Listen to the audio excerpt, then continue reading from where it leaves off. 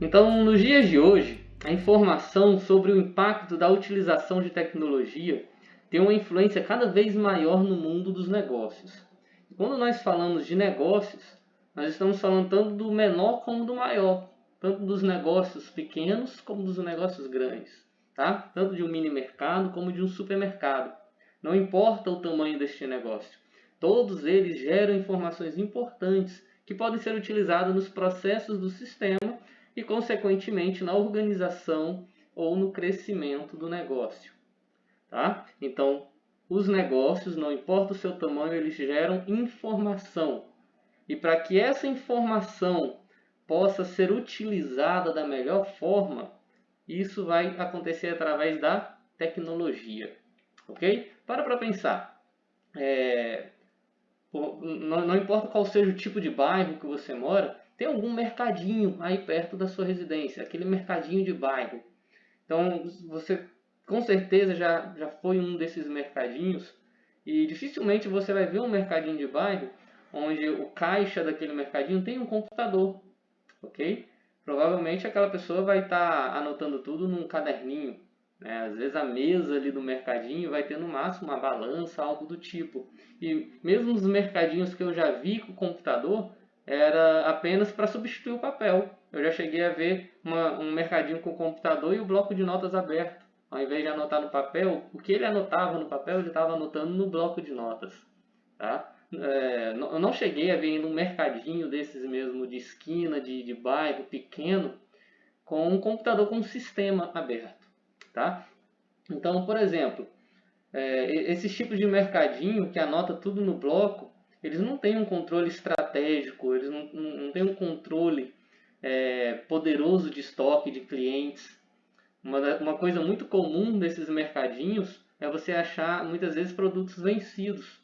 Tá? É, Alguns mercadinhos compram em pouca quantidade e conseguem vender, mas aqueles que não conseguem vender bastante, você consegue achar produtos vencidos, porque esse comerciante ele não vai ter uma tabela anotando que comprou um biscoito da marca tal, do sabor tal, e aquele biscoito tem vencimento em tal data.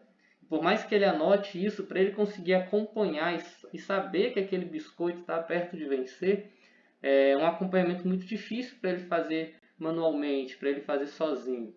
Tá? Então, se ele tivesse um sistema informatizado, usando tecnologia do estoque dele, ele conseguiria saber qual era a quantidade de produtos que era vendido por mês. Olha, essa marca de biscoito é vendida tantas unidades, essa outra marca são tantas unidades. Esse sabor sai mais, esse sabor sai menos. Tá? Das marcas de fósforo que você tem, essa marca tem mais saída, tem mais preferência. Então o sistema consegue calcular tudo isso para mostrar para aquele comerciante quais são os produtos que mais saem, os que menos saem, o que ele deve comprar mais, o que ele deve comprar menos, o que ele deve até deixar de comprar. Mostra ali para ele quais são os produtos que estão perto de vencer, que ele pode fazer uma promoção. Mostra os produtos que poderiam ter uma saída grande e por algum motivo diminuiu a saída. Então, se houve um motivo de diminuição da saída, pode-se fazer uma promoção naquele produto. Então, o sistema informatizado consegue ver tudo isso. E não apenas do estoque dos produtos, mas também consegue ver isso dos clientes. Se ele tiver não apenas um controle do estoque, mas também um controle de gestão dos clientes, o sistema consegue mostrar para ele que a cliente Maria gosta de comprar muito macarrão, muito feijão preto. De todas as compras da cliente Maria, a quantidade de feijão preto é muito maior do que feijão verde, por exemplo. Pode mostrar que o cliente José compra toda semana ele vai lá, faz pequenas comprinhas. E isso é importante porque caso um cliente esteja muito tempo sem ir, o sistema pode acusar. Olha, o cliente José, que toda semana vinha, ele já está há 30 dias sem vir no mercado. E aí o comerciante pode se perguntar o porquê, né? E o próprio sistema pode fazer de forma automática, já fazer um contato direto com esse cliente, mandar uma mala direta, né? Um e-mail, uma mensagem, um torpedo, chamando esse cliente, oferecendo um desconto. Tá? Então isso tudo é impossível um mercadinho conseguir fazer anotando no bloco de notas, no caderninho, mas é possível ele fazer através da tecnologia. Informação o negócio pequeno e o negócio grande tem, tá? Agora, usar essa informação, aí já é diferente, ok? Vai depender do poder tecnológico. Então, a empresa que dispõe de mais informações sobre o seu processo de negócio está em vantagem competitiva. Tá? A informação, que já era algo valioso, tem se tornado cada vez mais valioso. Então, como eu dei o exemplo do comércio da esquina, né? Quanto mais informações esse comércio consegue ter, maior vantagem competitiva ele tem. Tá? Em vários supermercados já grandes, vamos falar agora de supermercados grandes, qual seria a vantagem competitiva um do outro? Muitas vezes é o seu sistema, são as informações que ele tem. Tá? Ele consegue oferecer para você um produto que você tá realmente precisando. Tá? Por exemplo, o cliente Francisco compra o produto X de 2 em 2 meses e ele já faz isso há um ano. Então, se o sistema vê que de 2 em 2 meses, por exemplo, ração de cachorro. Então, se 2 em 2 meses o cliente compra ração de cachorro e já faz um ano que ele tem isso, ele já comprou ali 5, 6, 7 vezes nesse intervalo de 2 em 2 meses.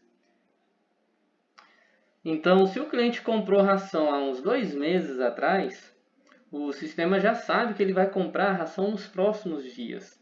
Então, o sistema já pode enviar ali um torpedo, um e-mail, uma mensagem via WhatsApp ou alguma outra maneira de relacionamento com o cliente, já mostrando fotos de rações, já mostrando preços de rações, quem sabe até descontos. E isso é uma forma o quê? De manter aquele cliente preso àquele supermercado, preso àquela empresa, né? Para que ele compre novamente, que ele continue comprando, tá? Então, quanto mais informações a empresa tem, maior é a vantagem competitiva. E isso coloca a informação como recurso-chave de competitividade efetiva e de diferencial no mercado. E aí vem aquele exemplo que eu falei do mercado da esquina. Vamos supor que no seu bairro tenha 2 mercadinhos pequenos de bairro. Tá? Tem um mercado aí da Dona Maria e o mercado da Dona Chica. E aí a Dona Chica decida, né, um analista de sistemas foi lá e propôs implantar um sistema para ela, e a Dona Chica decidiu implantar esse sistema. A Dona Maria e a Dona Chica anotavam tudo no caderno de matérias, de linhas, né?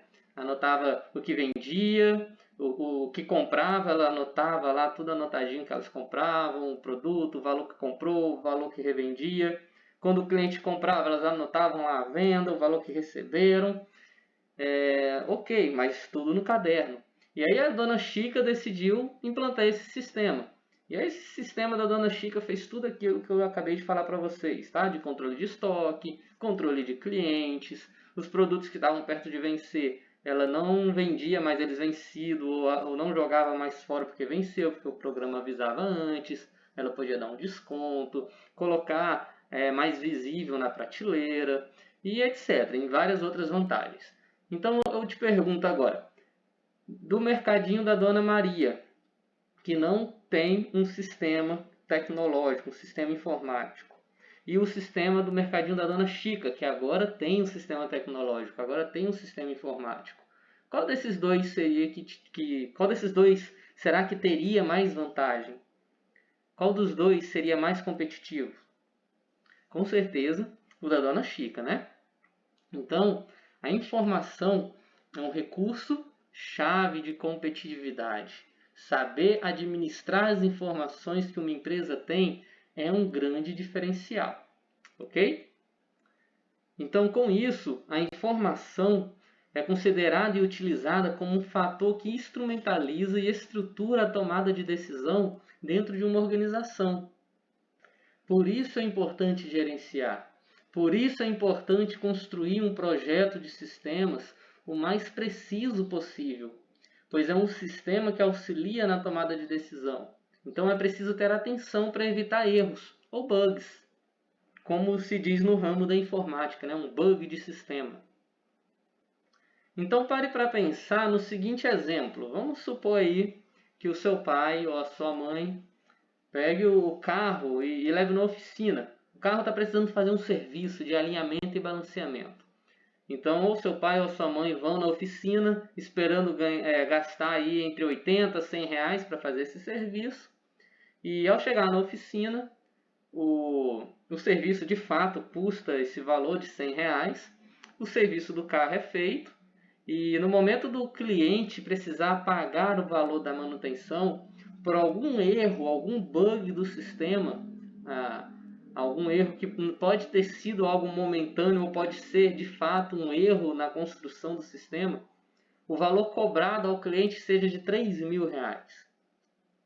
Poxa, que situação, né? Provavelmente esse cliente aí, se for tiver problema no coração, pode até ter logo um ataque cardíaco, então dá logo uns 10 pulos para trás, xinga logo a empresa, porque de 100 reais vinha uma notinha de 3.000 reais para ele pagar. Poxa, é um erro grave, né? Por mais que a loja contorne aquilo ali naquele momento, o cliente já ficou insatisfeito, tá? Só para aquele engano, né? Porque a primeira coisa que o cliente pensa é: ah, mas se eu não tivesse percebido, se eu não tivesse reclamado, ia ter passado, tá? Claro que aqui eu estou colocando um valor bem diferente, mas já chegou a acontecer isso em uma oficina que eu conheço aqui na minha região, tá? O valor da manutenção de um carro tinha dado 3.000 e um fator, mas na nota veio 6.000 e pouco e o cliente acabou pagando, né? Ele só foi recorrer depois, quando ele percebeu, tá? Então, o que aconteceu? Foi um erro sistêmico, foi um erro do sistema, tá?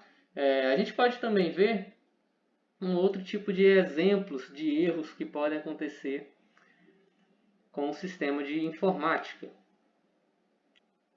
Então, vamos supor agora que essa oficina, vamos dar um exemplo da mesma oficina, tá? O mesmo sistema que deu erro na oficina. Só que essa oficina, dessa vez, o exemplo que a gente vai dar é de estoque de pneus, né? Tem muita oficina de carro que vende pneu para carro. Então, vamos supor aí que essa oficina venda pneus aro 13, aro 14 e aro 15. Né? Igual tá aqui, ó, aro 13, aro 14 e aro 15. Ok? E aí vamos supor aí que no mês atual, tá? O mês de janeiro, por exemplo, já está chegando próximo do fim do mês para iniciar o mês seguinte e o sistema calcule que tem 8 pneus ainda aro 13, tem 12 pneus aro 14 e tem 13 pneus aro 15. Só que o sistema também ele sabe qual é a média de saída mensal. Ele calcula, né, baseado nos 3 últimos, nos 4, nos 6 últimos meses, qual é a média de saída de pneus. Tá? Então vamos supor que a média de pneus aro 13 saia todo mês sejam 30. A média de pneus aro 14 que sai, que é vendida todo mês, é de 20 pneus. E a média de pneus aro 15 que é vendido todo mês, vamos supor que seja de 26 pneus. Então se a gente for fazer o cálculo, a gente consegue ver aqui, ó, se eu tenho 8 pneus, mas eu preciso de 30, porque geralmente são 30 pneus que eu vendo todo mês, quantos pneus eu preciso comprar? 22, certo? Bom, se no pneu aro 14 eu tenho 12, mas todo mês sai 20 pneus, então quantos que eu vou precisar comprar? 12 menos 20, eu vou precisar comprar 8 pneus. Se eu tenho em estoque no pneu aro 15 13 pneus, e eu preciso de 26 pneus, tá? Aqui ficou com um errinho aqui está 7, tá? Mas vamos lá, eu tenho 13 pneus em estoque e a saída mensal é 26, quantos pneus eu preciso comprar? Eu preciso comprar 13 pneus, ok? Aqui ficou com o número 7, mas é 13. Eu tenho 13 pneus em estoque, sai 26 todo mês, então eu preciso de mais 13 pneus, ok? Claro, aqui eu não estou levando em consideração o que geralmente as empresas fazem, que é colocar uma margem aí de 10, 20, no máximo 30% de correção, né? Porque é melhor sobrar do que faltar. Então aqui a gente está colocando os valores exatos. Então vamos supor que é para o sistema calcular isso, né? Preciso avisar para o meu gestor, que é para ele comprar 22 22 pneus aro 13, 8 pneus aro 14 e 13 pneus aro 15. Só que ao invés dele mandar essa relação, o sistema gere essa outra relação aqui, ó. O sistema fale para comprar 7 pneus aro 13, 1 pneu aro 14 e 22 pneus aro 15. O que vai acontecer? No mês seguinte, essa loja vai ter o quê? 15 pneus aro 13. E aí esses pneus vão acabar, porque a média de saída são 30. E aí a loja vai deixar de vender 15 pneus. A loja vai ter, pneus aro 13. A loja vai deixar de satisfazer, de agradar clientes, quem sabe até 15, 10 clientes, né? Que nem sempre a pessoa compra só um pneu, às vezes compra 2 ou logo 4 de uma vez. Mas ela vai deixar de satisfazer, de atender uma quantidade X de clientes. E pior, provavelmente esse cliente vai comprar onde? Na concorrência, às vezes na oficina que fica do outro lado da rua, tá? E quem sabe, só por ter ido lá comprar um pneu, goste do ambiente e na próxima vez já comece a frequentar outra oficina, tá? E a mesma coisa vai acontecer com os outros pneus, tá? O pneu aro 14, ó, tinha 12, comprou só um, ficou 13. Então vai ficar faltando 7. Já o pneu aro 15, que tem uma média de saída de 26 pneus, eu vou ter comprado 22. Então se eu comprei 22 e tinha 13, eu fiquei com 35 pneus. Fiquei com excedente. Ou seja, foi um investimento que eu fiz, que ficou a mais, né? Fiquei com mais pneus do que a minha saída, que eu poderia ter investido em outra área. Poderia ter comprado outros materiais aí para minha empresa. Tá? Então o que aconteceu isso? Um erro sistêmico fez com que uma tomada de decisão fosse tomada de forma errada. E aí qual foi essa tomada de decisão errada? Foi a parte aí do estoque de pneus dessa oficina. Tá? E isso aí trouxe prejuízo, porque deixou de ganhar dinheiro, porque deixou de agradar o cliente e acabou perdendo serviço e credibilidade. Então, é importante que sua leitura seja feita de forma mais precisa possível, para que os tomadores de decisão não possam vir a incorrer em erros. Por mais que os sistemas sejam tecnológicos e muitas vezes tomem algumas decisões sozinhas, nem todas as decisões o sistema pode tomar sozinho, tá? Principalmente as decisões estratégicas. Tem que ter o gerente, o gestor, um analista responsável para analisar aqueles resultados do sistema. Mas o sistema, sem dúvidas, né? Não podemos negar que o sistema tem um grande peso na tomada de decisão de uma empresa. Ok? Então, você é um futuro analista, um futuro projetista de sistema, você precisa entender a importância da informação. Pois a primeira leitura dela na empresa, ou seja, quem vai garimpar essas informações no ambiente empresarial, é primeiramente você. Tá? É através das análises levantadas por você que você vai implementar o projeto passo a passo. Então, o olhar de cada projetista ou de cada analista do sistema, de cada integrante de uma equipe de desenvolvimento e a comunicação entre eles é imprescindível, pois isso vai resultar nos processos do sistema. Vamos ver aqui rapidinho um vídeo que demonstra quando o projetista não consegue se comunicar com o cliente, que é a empresa da qual ele está prestando serviço, da qual ele está analisando, estudando. Vamos ver o que acontece quando um analista não consegue se comunicar com a sua equipe. Tá? Porque quando a gente vai fazer um sistema para uma empresa, quem sabe até um mercadinho da esquina você faça sozinho, consiga fazer um projeto sozinho. Mas quando a gente está falando de empresas de porte maior, você faz parte de uma equipe. Tá? 2, 3, 4, 10, 15 pessoas para fazer um sistema. Então, essa equipe ela precisa ter uma comunicação. Porque a comunicação que você tem com o cliente, com a empresa, a comunicação que você tem com a equipe, tudo isso vai resultar no seu projeto. Tudo isso vai resultar na comunicação que o seu projeto tem com as partes internas dele. A gente vai já ver que quando a gente faz um sistema, esse sistema é dividido em partes. E essas partes, claro, se comunicam, né? Então, a sua comunicação vai influenciar na comunicação do sistema que você vai criar. Então, vamos ver esse vídeo para a gente entender um pouco o que acontece quando ocorrem falhas de comunicação.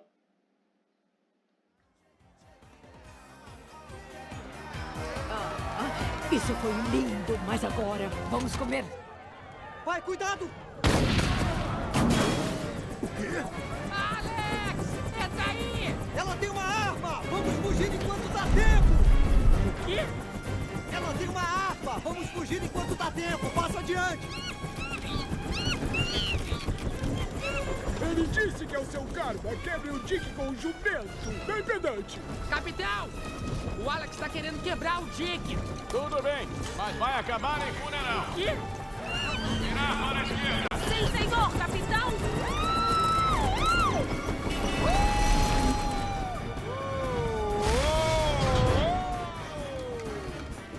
Volta aqui! Esse é meu jantar! Kowalski, força máxima. Música.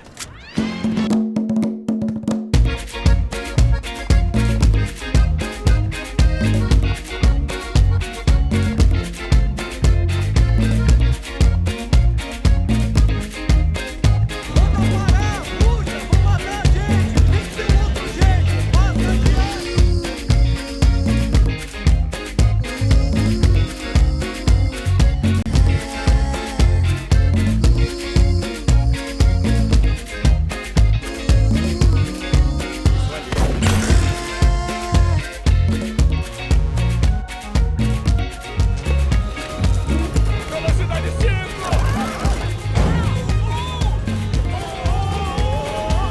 Manda ver! Gatinhos malvados!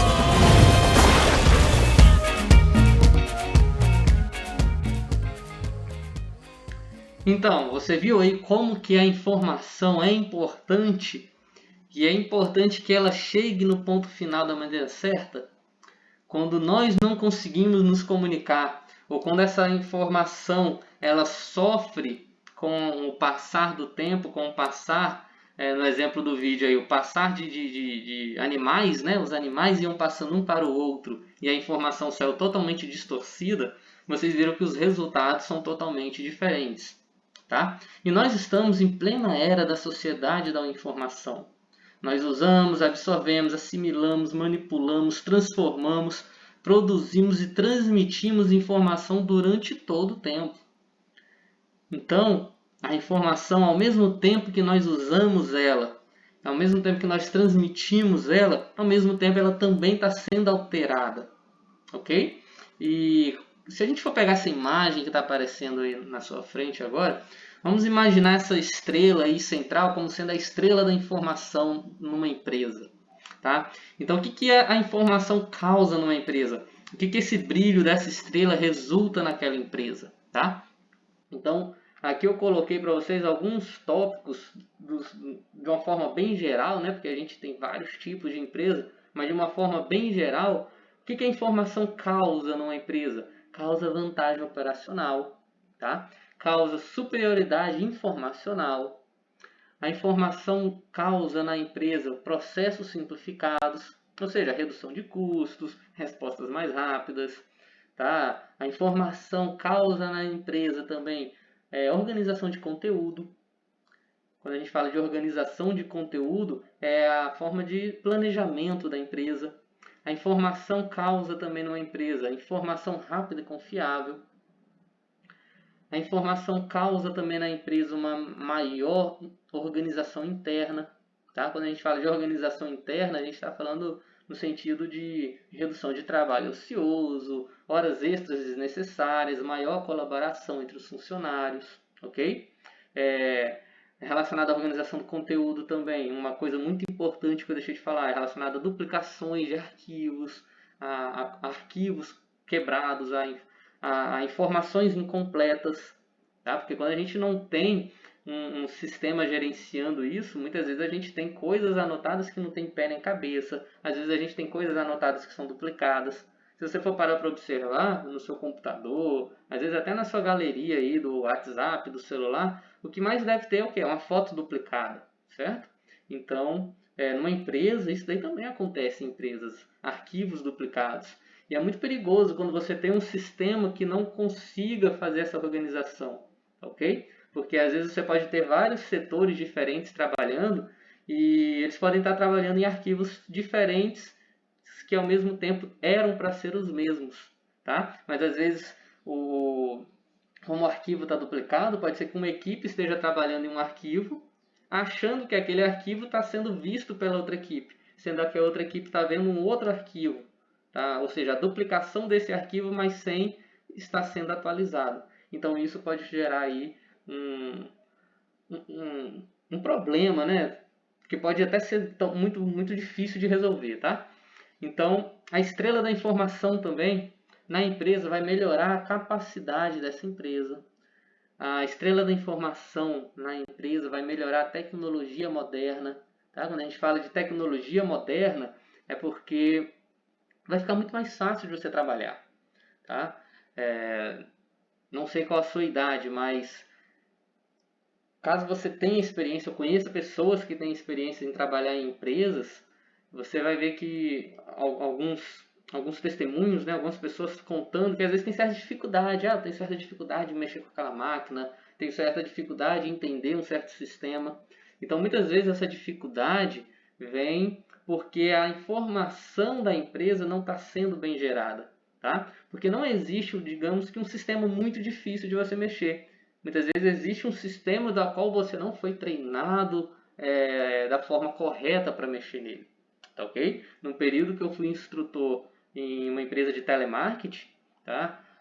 Hoje em dia está até um pouco mais simples, mas naquele tempo você tinha vários programas para você mexer, programas com linguagem de programação bem antiga, ou seja, eram programas com muitas informações na tela, muitas coisas para fazer, que claro, se você fosse colocado na empresa, colocado na cadeira, de frente para o computador, você ia ter zilhões de dúvidas, zilhões de dificuldades. Mas com um treinamento adequado, você conseguiria mexer naquilo e aquilo que não ia ser mais difícil para você.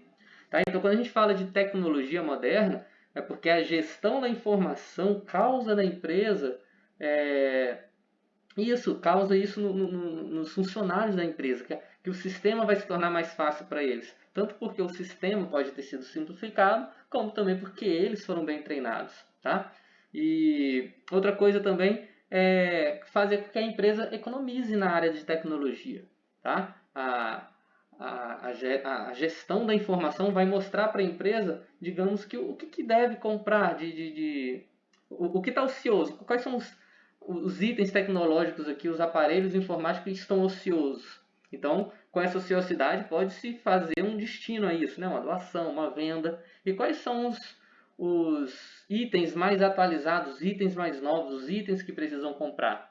Tá? Porque muitas vezes se vê em empresas que elas fazem licitações para comprar novos produtos informáticos e muitos desses produtos chegam novos e já ficam ociosos, porque foram comprados sem ter de fato uma real utilidade dentro da empresa.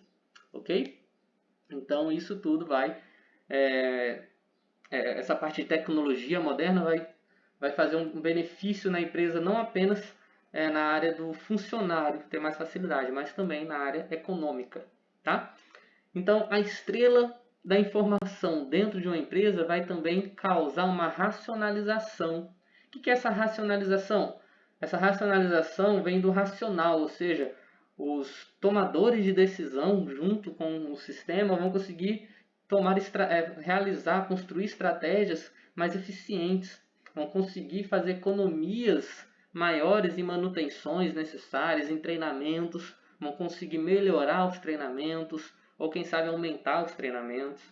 Tá? Teve um período que eu trabalhei também em uma empresa da Honda, em que essa empresa não tinha praticamente nenhum treinamento.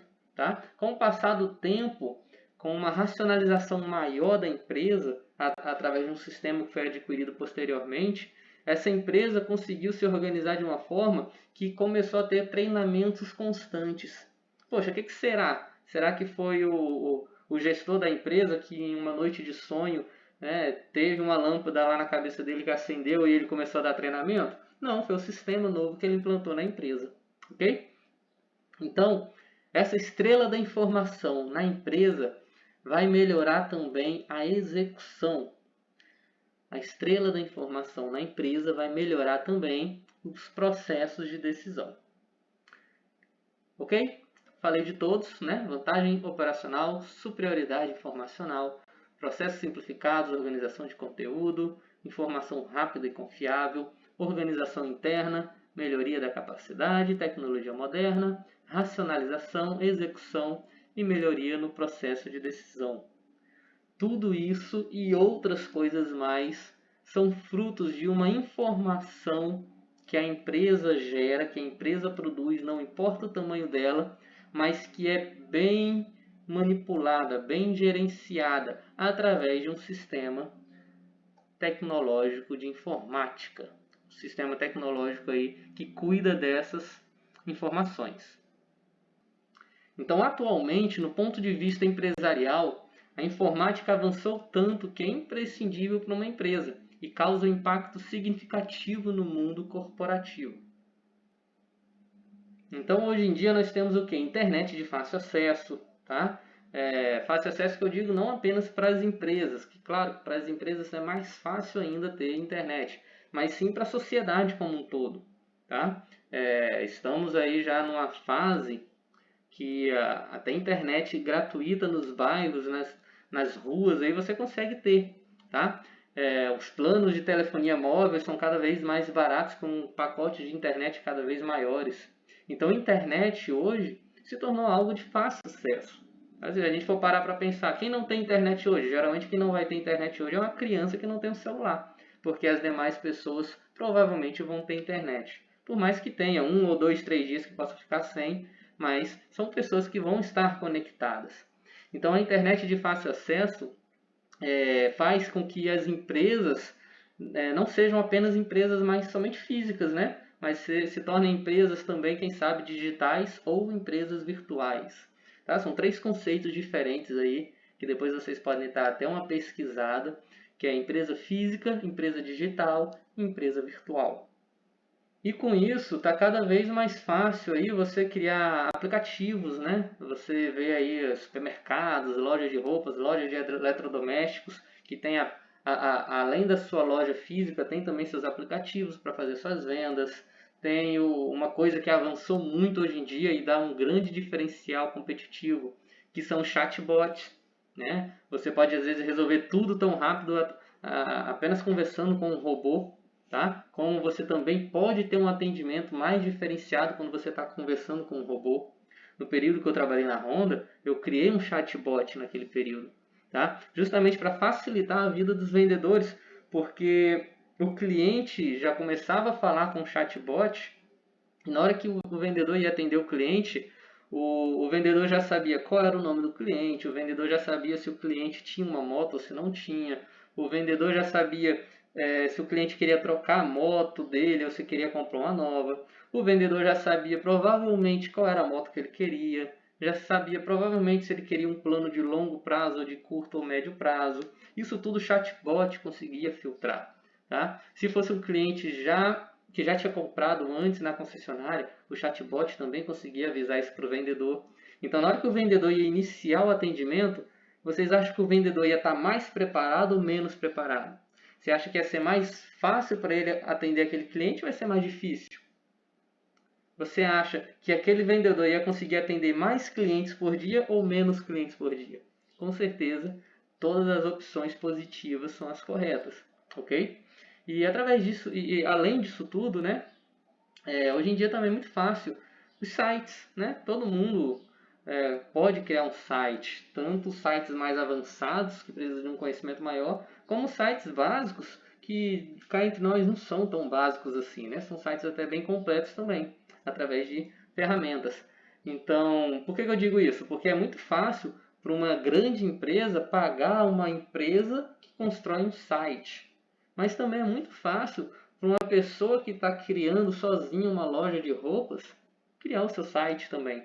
Um site completo que atende às necessidades dela, recebe pagamento e tudo mais. Tá? Então essa facilidade da informática faz com que a empresa não consiga viver sem ela. E isso vai causar um impacto muito significativo. Então atualmente é impossível alguém conceber uma empresa e desprezar o aspecto tecnológico nos seus negócios. Então, a integração digital, tanto dentro como fora da empresa, do estoque até a sala do presidente, dos fornecedores até o consumidor final, tudo está alternando o modo como uma empresa é organizada e administrada, tá? E também o atendimento da necessidade dos clientes. Tanto no âmbito administrativo interno como no âmbito competitivo, as informações têm papel fundamental no sucesso empresarial. a informática é uma importante contribuição no gerenciamento da enorme quantidade de informações diárias. Na criação de um sistema de informação, um dos seus componentes é o sistema de software, compreendido de seus módulos funcionais para automatizar e controlar as diversas tarefas. Quando a gente fala aqui de sistema de software, é preciso que você saiba a diferença de um hardware e de um software, ok? Caso você não saiba a diferença de um hardware para um software, eu gosto de falar que hardware é tudo aquilo que é duro no computador, né? A gente fala da área de informática, hardware é o que é duro, software é a parte lógica. Então o que é o hardware? São as peças, tá? O teclado, o mouse, o HD, o pente de memória. Então, para ficar fácil, a gente faz essa comparação, né? É duro, é hardware. E o software vai ser a parte lógica, ou seja, os programas, ok?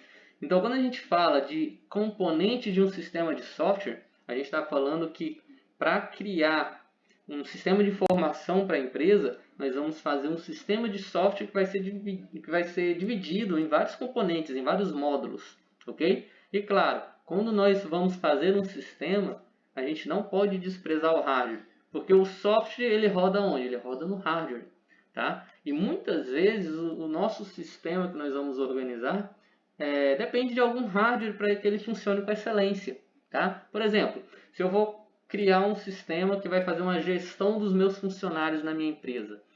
Então, para eu fazer essa gestão, uma das gestões que as empresas mais requerem hoje em dia é saber se o funcionário está na empresa, se ele não está, que horas ele chegou, que horas ele saiu.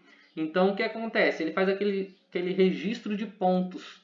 Então, quase certeza você já viu isso em alguma empresa. O funcionário vai chegar, vai colocar o dedinho dele num leitor de digital, né? E aquilo ali vai imprimir um comprovante para ele. Pronto, aquilo ali está registrando o momento que ele chegou na empresa. Aquilo ali já vai para dentro do sistema informático da empresa. Tá? No momento que ele vai sair para a pausa dele de almoço, por exemplo, novamente ele coloca o dedo lá na máquina. A máquina vai gravar o horário que ele saiu para o almoço. Quando ele retorna, mais uma vez ele faz o mesmo procedimento. A máquina consegue gravar o horário que ele voltou para a empresa. E quando ele vai embora, ele faz o mesmo procedimento. Isso todo dia. Então a empresa consegue controlar ali qual foi o dia que ele veio, qual foi o dia que ele não veio, qual foi o dia que ele faltou, qual foi o dia que ele não faltou. Tá? Tem empresas mais avançadas que usam um cartão de acesso. Tá? Esse cartão de acesso, muitas vezes, quando a empresa é bem grande, você precisa andar em vários setores diferentes. E aí esse cartão de acesso vai permitir que você passe nas catracas. Tá? Se você tem acesso àquele setor, o cartão permite que você passe.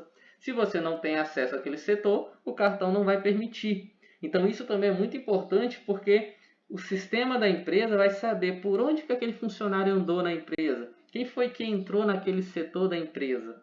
E mais, atualmente esses cartões estão vindo com chip GPS, ou seja, o funcionário Maurício colocou o dedinho dele aqui no nosso sistema de pontos às 8 horas da manhã e meio-dia ele saiu, mas em nenhum momento desse período do dia foi localizado o GPS com a presença dele dentro da loja, dentro da empresa. Ou seja, será que ele só foi na empresa, colocou a digital, saiu, foi para casa e depois voltou só para colocar a digital de novo, para dizer que estava trabalhando?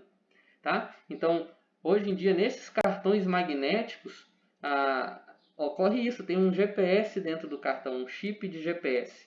Tá? Muitas vezes, muito isso acontece que quando o seu gerente vê que você está na empresa, mas não levou o cartão porque esqueceu alguma coisa do tipo, o gerente geralmente já fala logo, vá buscar, tá?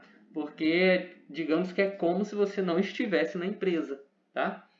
Então tudo isso é o que? É um sistema que a gente fez em software, mas que precisa de hardware, precisa lá do hardware onde vai detectar a sua digital, precisa lá do hardware da catraca para registrar o seu cartão, vai precisar de vários hardwares espalhados pela empresa, que é para captar o sinal de GPS, o sinal que o seu cartãozinho vai emitir, certo? Então tudo isso vai ser hardwares que o seu sistema de software vai precisar. Então, para ficar mais fácil para você entender, quando a gente fala de sistema, tá? O nosso sistema ele é compreendido por módulos funcionais. Tá? Então, nós vamos ter um sistema principal. Esse sistema pode ter vários módulos conectados a ele.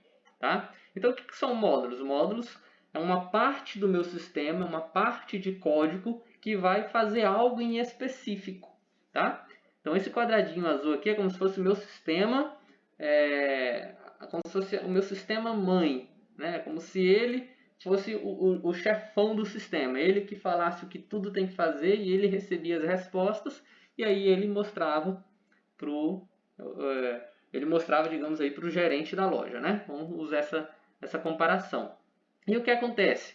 O sistema ele é dividido em subsistemas também, tá? O sistema ele pode ser dividido em módulos, como ele também pode ser dividido em subsistemas.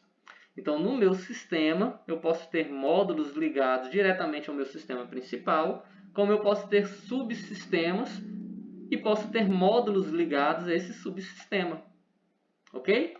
Ficou um pouco difícil de entender? Só você lembrar.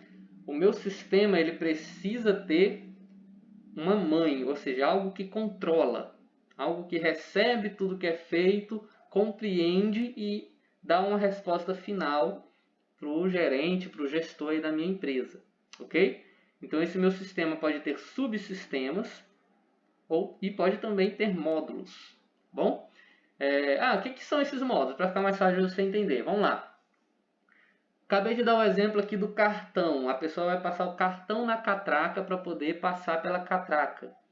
Então eu vou ter um módulo que vai gerenciar essa catraca, tá? Ou seja, é muito simples fazer o gerenciamento daquela catraca, tá? Basta eu ter algumas linhas de código que eu vou conseguir pegar qual é o número do cartão passado, aquele cartão, eu vou fazer uma comparação com os dados que eu tenho guardado, né? Aquele cartão é de quem e aquela pessoa está autorizada ou não para passar. Se ela tiver, a catraca é liberada. Se ela não tiver, a catraca não é liberada. Tá? Então, assim, em poucas linhas de código eu consigo fazer isso. Então, isso é um módulo. Tá? Módulo é uma função específica que ela pode se repetir algumas vezes ou várias vezes no meu sistema e que não demanda de um código muito grande. Ok? E quando a gente tem algo maior, digamos assim, nós já estamos falando de um subsistema. Tá? A gente vai já explicar um pouquinho mais sobre isso. E se você não imaginou que um sistema era feito dessa forma, você pode estar se perguntando: poxa, mas por que o sistema é feito, dividido, né, todo quebrado desse jeito, todo feito em módulos e subsistemas? E a resposta é simples: é para ele não ser engessado. Há muitos anos atrás, quando os sistemas eram criados, eles não eram divididos em módulos, eles, digamos que, eram um módulo principal. Eles eram, digamos que, apenas um quadradinho amarelo desses, ou um quadradinho azul só. Ou seja, tudo estava concentrado em um lugar só. Isso era muito ruim, porque se você precisasse fazer uma manutenção, às vezes você não conseguia fazer uma manutenção, porque aquilo ali era engessado. Às vezes, para você mexer em um detalhezinho, você precisaria mexer em vários detalhes, e aí se tornava inviável, porque ia se tornar muito difícil, muito caro. Às vezes até impossível, às vezes você tem que refazer tudo novamente. Então aqui a vantagem é que, vamos supor aqui, estou aqui rodeando esse módulozinho aqui do lado direito. Vamos supor que eu tenho um problema que esteja acontecendo nessa máquina aqui, né? Vamos supor que é a catraca, certo? Então vamos supor que esse módulo aqui ele faz um gerenciamento da catraca e começou a dar um erro. Eu vou precisar mexer nesse primeiro módulo aqui? Não. Vou precisar mexer no outro módulo? Não. Vou precisar mexer nesse subsistema? Não. Eu vou mexer onde? Eu vou mexer no módulo da catraca. Tá? Então eu já vou direto onde está o problema e eu vou ter poucas linhas de código para analisar, para mexer. Então é muito mais fácil você fazer uma manutenção futura. E outra. Por que muitas empresas demoraram a migrar sistemas? Tá? Ainda hoje tem uma loja aqui na cidade que eu moro, tem uma loja muito grande que usa sistemas da década de 80 ainda, sistemas antiguíssimos. Por quê? Porque eram sistemas engessados e como eles já têm informações de vários clientes, aquilo ali para colocar, para fazer uma atualização daquilo é impossível, é inviável. Eles precisam criar um novo sistema e passar todas essas informações para o sistema novo. E isso dá um trabalho gigantesco, tá? Então, quando o sistema se torna engessado, tem esse problema também, tá? E muitas vezes, hoje em dia, nós trabalhamos mais com equipes. Antes as equipes eram menores, às vezes era até uma pessoa só que fazia um sistema grande, porque não tinha tantos detalhes como hoje. Mas imagina aí, vamos supor aí que o Mauro fez um sistema para uma empresa. Ele fez o sistema sozinho, um sistema engessado, sem ser dividido em módulos. Passaram-se 10 anos, o Mauro morreu. E aí precisou fazer uma manutenção nesse sistema. Poxa, quem fez o sistema não está mais vivo. O cara que entendia daquele código não está mais vivo. Ah, vamos chamar um outro analista. É código, qualquer analista entende, né? Não, errado. Para um outro analista entender um código feito, engessado e muitas vezes sem um manual, muitas vezes sem um documento, se torna também muitas vezes impossível. Tá? Então a vantagem também de fazer um sistema dividido em módulos é que futuramente essa empresa pode chamar uma equipe de desenvolvimento A, B, C ou D, que aquela equipe vai conseguir analisar aquele sistema, vai conseguir entender melhor o sistema, que vai estar dividido em partes. Hoje em dia, esses sistemas já são feitos com documentação.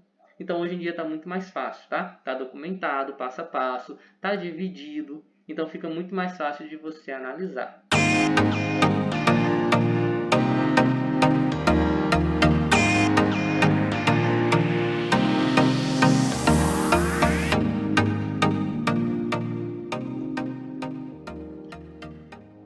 Então, caso você não tenha entendido ainda, vamos imaginar aí um corpo humano. Olha só que imagem bela aí para vocês olharem. Tá? Então, imagine esse corpo humano aí. O que é esse corpo humano? É um sistema. Então, a Diana aí, que é a Mulher Maravilha, ela é um sistema. E quais seriam os subsistemas dela? A gente pode ter um subsistema chamado BE, braço esquerdo. A gente pode ter um outro subsistema chamado BD, braço direito. A gente pode ter um subsistema chamado PE, perna esquerda. E a gente pode ter um subsistema chamado PD, perna direita. Ok? Então, só com esses 4 exemplos, a gente consegue ver que eles são subsistemas. E eles estão inseridos aonde? No sistema geral. Tá? O sistema geral, que é esse aqui, ó, o azulzão, ele envolve tudo. Tudo está dentro dele. Tá? É como se esse sistemazão geral fosse a cabeça, fosse o cérebro. O PE é o subsistema perna esquerda. Certo? Quais seriam os módulos desse subsistema? Eu poderia ter o módulo pé, poderia ter o módulo joelho. Certo? 2 módulos fáceis aí da gente imaginar. BD, braço direito, é o subsistema braço direito. Quais módulos eu poderia ter nesse subsistema? O módulo mão, o módulo cotovelo, quem sabe também o módulo ombro. Ok? Então, para ficar mais fácil de vocês entenderem, a gente pode fazer essa comparação. Tá? Agora vamos para um exemplo mais prático, mais vida real. Vamos imaginar aí um hotel. Tá? Provavelmente aqui vocês já viajaram, já ficaram hospedados em um hotel, ouviram hotéis em filme, então você tem uma noção de como funciona um hotel. Então, o que a gente pode ter aí de comparação aí no funcionamento de um hotel? Então, eu já dei uma resposta aí na tela, mas se você fosse parar para pensar de uma forma bem rápida, quais seriam os módulos necessários, os subsistemas necessários para um sistema de um hotel? Tá? Mostrei alguns aí. Será que você entende o que são eles, o porquê que eu coloquei eles? Será que você pensaria em outros? Qualquer coisa, dá uma pausa no vídeo, pensa um pouco, analisa e depois você continua.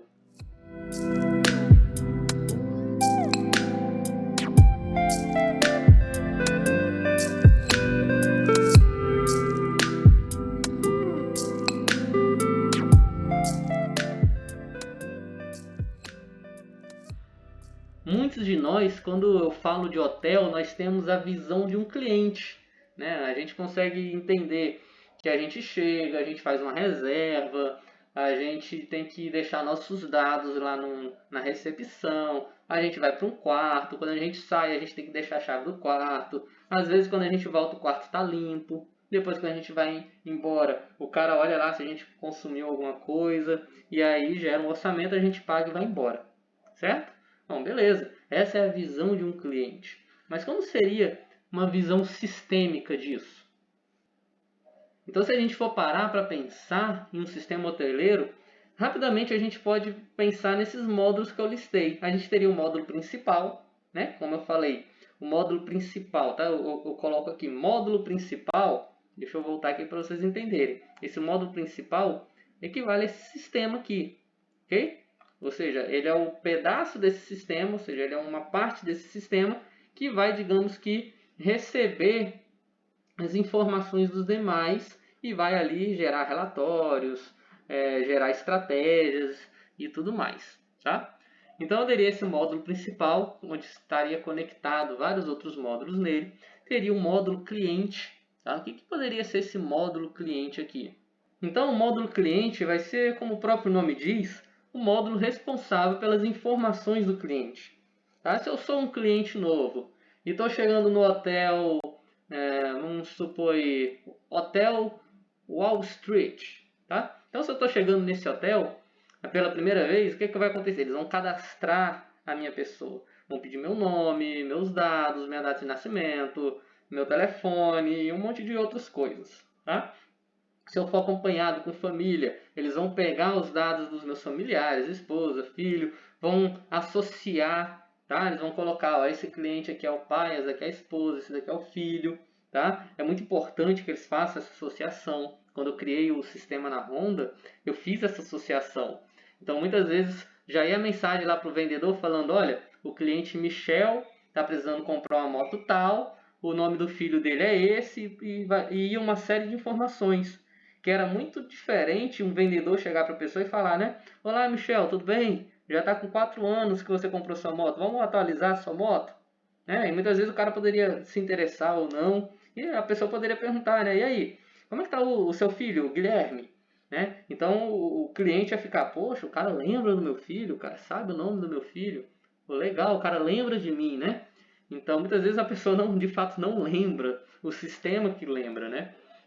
Então o módulo do cliente seria para isso, tá? Assim como eu implementei um módulo do cliente bem bacana lá para a Honda, o caso aqui do hotel, o módulo do cliente seria da mesma forma. Eu teria informações do cliente sobre ele, sobre a família dele, teria informações do cliente relacionado aos gostos dele, né? Claro, o cliente não vai estar fazendo cadastro, eu vou perguntar para ele, o que você gosta? Não, eu vou saber os gostos dele de acordo com o que ele fez no meu hotel durante os dias que ele ficou, tá? Pode ser que ele tenha pedido cerveja sem álcool todas as vezes, pode ser que ele tenha pedido cervejas mais simples, pode ser que ele tenha pedido cervejas caseiras, pode ser que ele tenha pedido somente vinhos, pode ser que ele sempre pedia somente cajuína, pode ser que ele só pedia sucos, né? Então, assim, de acordo com os pedidos dele, o meu sistema conseguia guardar os gostos dele, certo?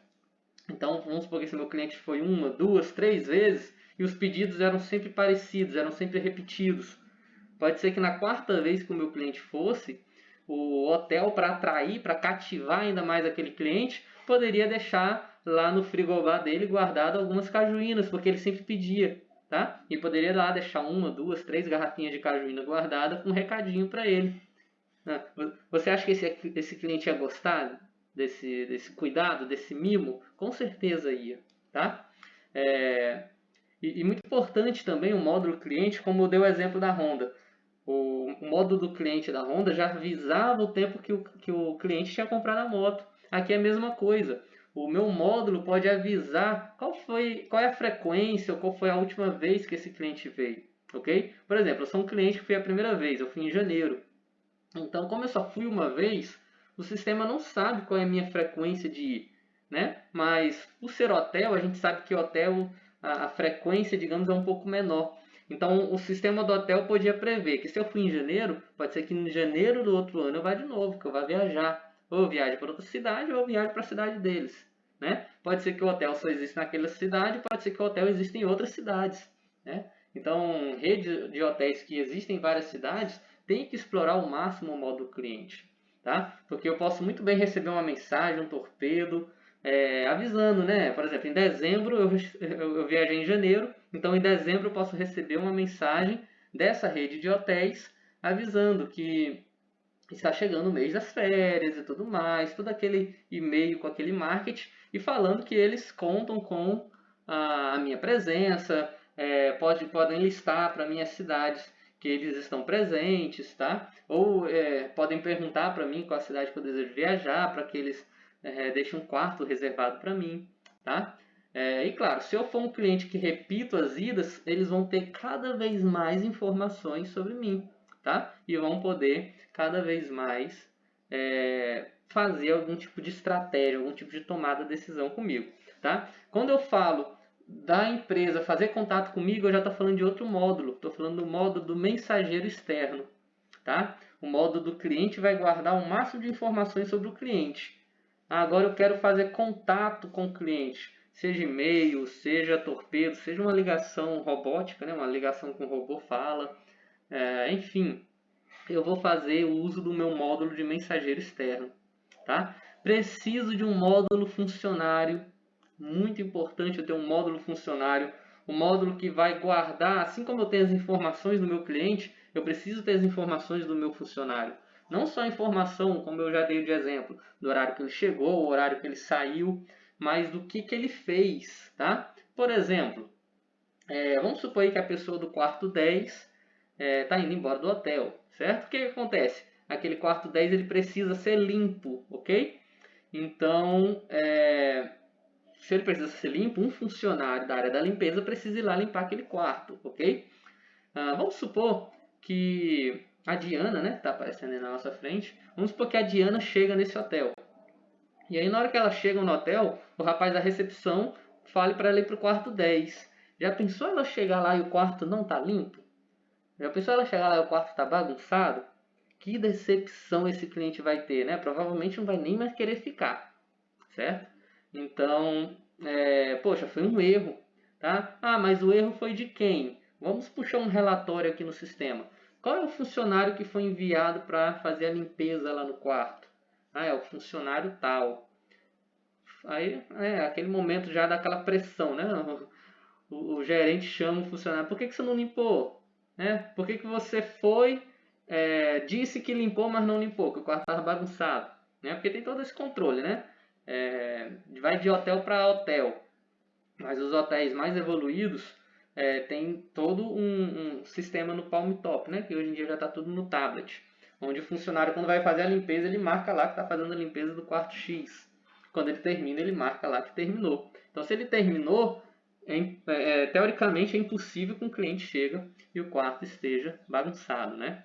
Então é muito importante também, porque vamos supor aí que o cliente está lá no quarto dele e vai sair, vai passear na cidade, vai na praia.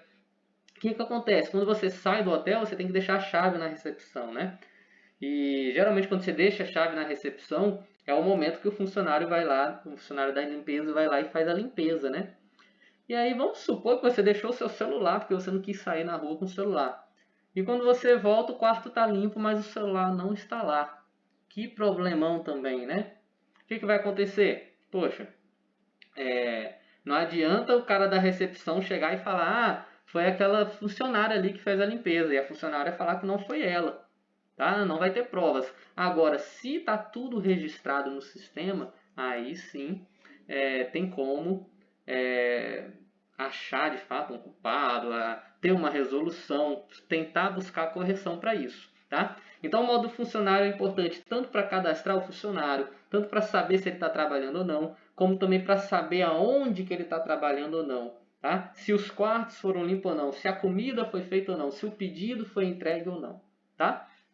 Quando a gente fala de módulo estrutura, é um módulo também importantíssimo, porque o hotel é uma estrutura, né? O hotel, qual é a principal estrutura de um hotel? Se a gente for parar para pensar, são os seus cômodos, né? Os seus quartos. Então eu preciso ter também um módulo que gerencia esses quartos, tá? um módulo que diga para mim qual quarto está disponível, qual está ocupado, qual quarto é de solteiro, qual quarto é de casal, qual quarto é de família, qual quarto tem banheira, qual quarto é de suíte e por aí vai os vários tipos de quarto que os hotéis têm, tá? Assim como eu tenho um módulo mensageiro externo, eu também tenho um módulo mensageiro interno.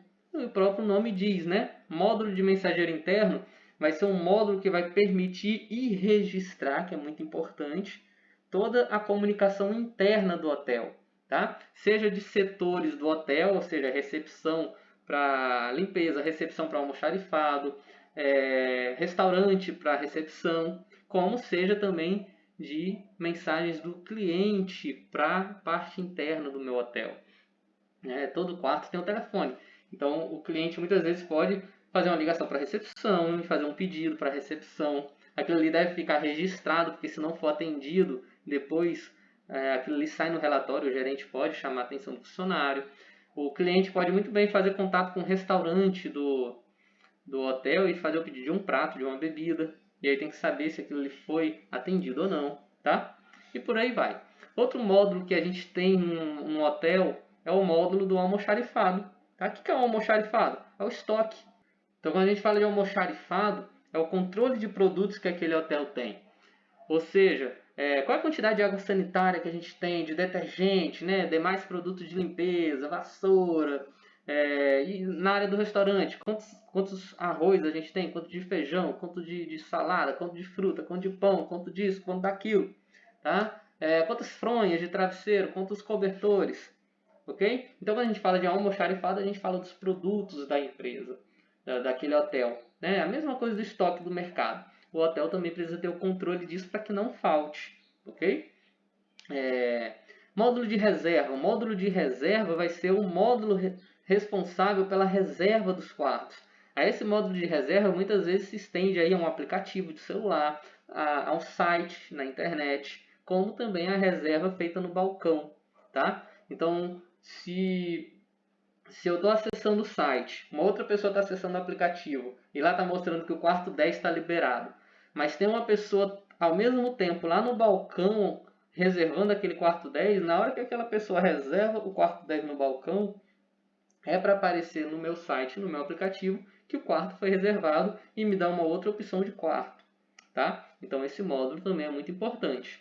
E claro, o módulo de pagamento e o módulo financeiro, né? Módulo de pagamento que já não precisa entrar em detalhes, né? Já tem a ver com o pagamento do cliente, né? Vai fazer todo o orçamento do que ele gastou, ele vai fazer o pagamento.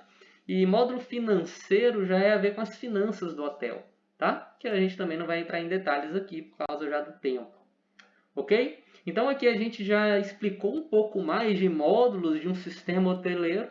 E claro, aqui é só uma parte, tá? Dá pra gente destrinchar ainda bem mais um sistema hoteleiro, um sistema de um hotel, ok? Compreendeu? Espero que sim. Se não tiver compreendido, volta um pouquinho, olha de novo. Às vezes eu falo muito rápido, aí você pode dar uma olhadinha com calma.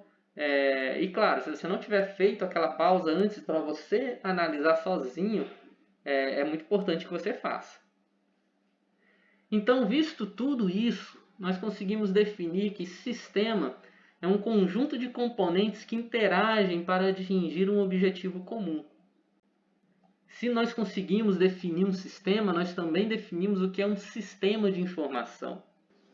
Então, o sistema de informação é um conjunto de componentes que interagem para atingir um objetivo comum, com regras e procedimentos organizados para o fornecimento de informações. E dessa forma, nós chegamos no conceito de um sistema de informação gerencial, onde nós temos a sigla de SIG. Então, o que vai ser um sistema de informação gerencial? Ele é um sistema, ou seja, um sistema de informação gerencial é um conjunto de componentes que interagem para atingir um objetivo comum, com regras, procedimentos organizados para o fornecimento de informação, tá? Onde a empresa faz uso de ferramentas específicas para gerenciar essas informações e realimentar o sistema de forma que possibilite auxílio nas tomadas de decisões. Ok? Nós destrinchamos, viemos falando de parte por parte. Entendemos o que é um sistema de informação e o que é um sistema de informação gerencial, tá? Então, vocês, como analistas de sistemas, desenvolvedores e analistas de sistemas, vocês vão construir sistemas de informação gerencial. E aqui eu estou falando de sistemas de informação gerencial, que é o SIG, mas existem outros tipos de sistemas também, tá? Muitos até que são módulos do SIG. Tudo vai dependendo assim, do que você está fazendo para uma empresa, tá? Quando a gente fala, por exemplo, de tomada de decisão, existe uma sigla chamada SAD, SAD, né? Que é o Sistema de Auxílio à Decisão. Então, muitas vezes você pode fazer um sistema individual disso, mas geralmente um SAD está incluso no SIG, é um módulo do SIG. A gente tem o CIT, a gente tem o SI, a gente tem o SGBD. SGBD também geralmente está dentro de um SIG, que é o Sistema de Gerenciamento de Banco de Dados. Então, aqui nas nossas aulas, eu vou usar geralmente dois termos. Eu vou usar o termo sistema computacional. Então, geralmente, quando eu falar sistema computacional, eu vou estar querendo falar de sistemas em geral, tá? E muitas vezes, quando eu falar sistema de informação, eu vou estar falando sobre um sistema específico de uma empresa, que a gente vai estar estudando alguns casos específicos, ok? Então, para entendermos melhor o sistema, nós precisamos ter essa visão básica de um sistema. O sistema ocorre entrada de dados nesse sistema, esse sistema vai fazer um processamento desses dados e isso vai fazer com que saia uma informação, tá? Por exemplo, você faz o cadastro seu em uma clínica médica. Então, na hora que a recepcionista está digitando os seus dados, ela está inserindo dados no sistema. Esse sistema vai fazer algum tipo de processamento, tá? Aqui está o ouro, né? O que a empresa vai fazer com esses dados? O que ela vai gerar de informação? Né? Porque isso vai causar uma saída, tá? Ou seja, uma decisão, uma estratégia, como nós já vimos antes. Porém, um sistema não é somente isso, não é somente entrar dado, processar e sair alguma coisa. Note que eu estou usando duas palavras diferentes aí. Eu estou falando entrada de dados e saída de informação. Você sabe a diferença de dados para informação?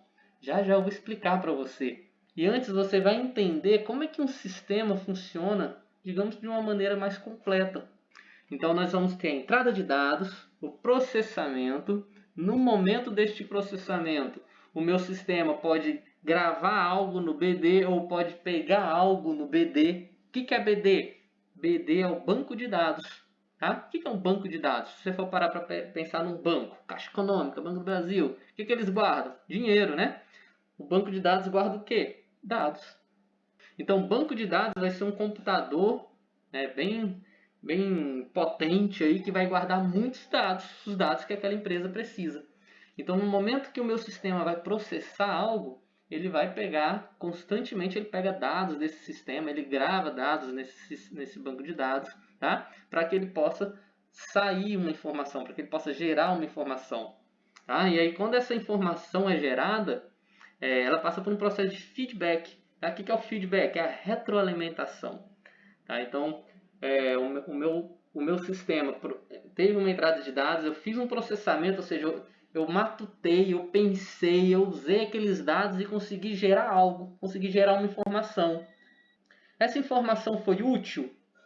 Se essa informação tivesse sido útil, eu já posso ter ali, de fato, um relatório, uma tomada de decisão, tá? Ou quem sabe, sendo útil ou parcialmente útil, eu posso já ter uma retroalimentação. Essa retroalimentação é o quê? É falar, ó, isso daí tá bom e vamos gravar isso no sistema. Isso daí tá bom e vamos salvar isso daí. Isso daí tá bom, mas vamos melhorar, vamos processar de novo. Isso é retroalimentação, ok?